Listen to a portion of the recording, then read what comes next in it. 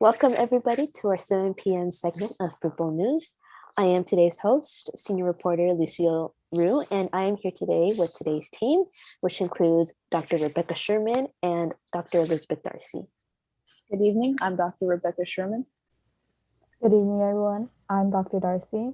And on tonight's segment, we will be discussing an age-old question of our country. As we all know, each branch of government is critical and essential to our American society. However, the real question is, which branch of government has the most influence on American society and why? Precedents resulting from rulings made within the judicial branch prove that this powerful branch has the most influence on American society.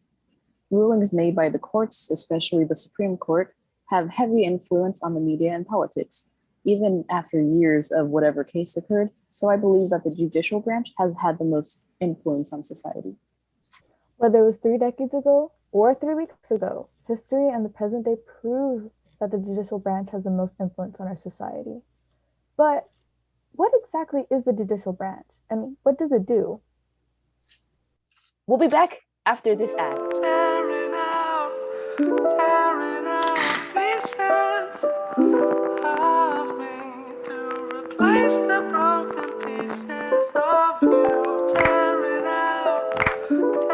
The judicial branch is responsible for deciding the means of laws and enforcing laws while carrying out the will of the Constitution.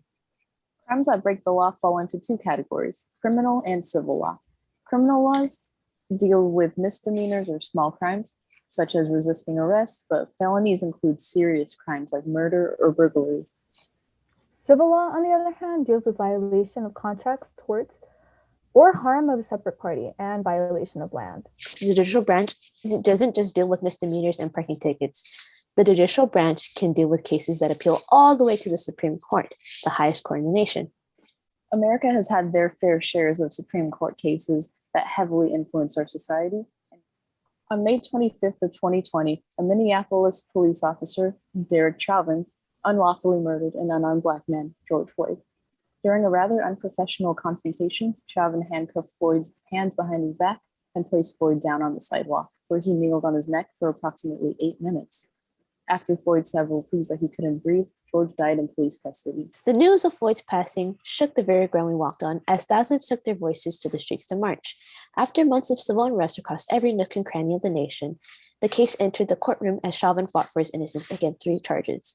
After 3 weeks, the jury found Derek Chauvin guilty on all 3 charges, and he is currently now facing 22 years in prison. This trial had thousands of American citizens glued to the televisions, all while being at the edge of their seats as the trial was live streamed, eagerly listening for the outcome that they wanted. This, my friends, is a rock-solid example of the judicial branch's power over the American people and the heavy influence that it had on us for months. Similar to the grip that this trial had over society, the trial of Roe versus Wade had America's eyes on the Supreme Court in 1973. In this case, a person by the name of Jane Roe, an anonymous name, challenged Texas law that made abortion illegal at the time, unless advised by a doctor in order to save the pregnant individual's life. Roe claimed that the law was incredibly vague and went above and beyond, pointing out that it irresponsibly infringed upon multiple amendment rights, including the 14th Amendment. The right to an abortion fell under the 14th Amendment, which acts as a blanket to protect citizens' rights on an individual level. In this case, Texas law infringed upon her right to privacy. Jane Roe won the case, with 7 Supreme Court justices ruling in her favor. From then on, the Supreme Court's ruling set a precedent for the other states to start making abortion legal. This happened to be more than 3 decades ago. But it still lives in a constant state of uncertainty as many officials and local governments try to strike down abortion rights to this day. To this day, a politician's views and regulations on abortion can sometimes determine whether or not voters will elect them and accept them in office. An example of this is Mike Pence, who was heavily against abortion and his ideology surrounding politics surrounded upon the Bible. Many Christian voters accepted him.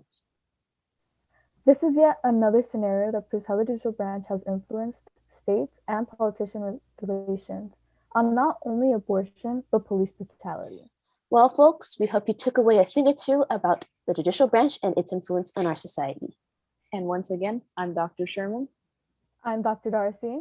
And I'm senior reporter Lucille Rue. And this was Fruitbowl News. Okay. We'll be back with after oh my god. Speak again. We'll be back room and as Chavez fought for his innocence against three charges. Oh my god. Okay, sorry, let me say that again. This trial had thousands of American citizens glued to their seats until okay, I'm gonna say it again. Eagerly listening for the outcome they wanted. Dude, this doesn't make sense. Hold on. As an example of this is Mike Pence, who is heavily.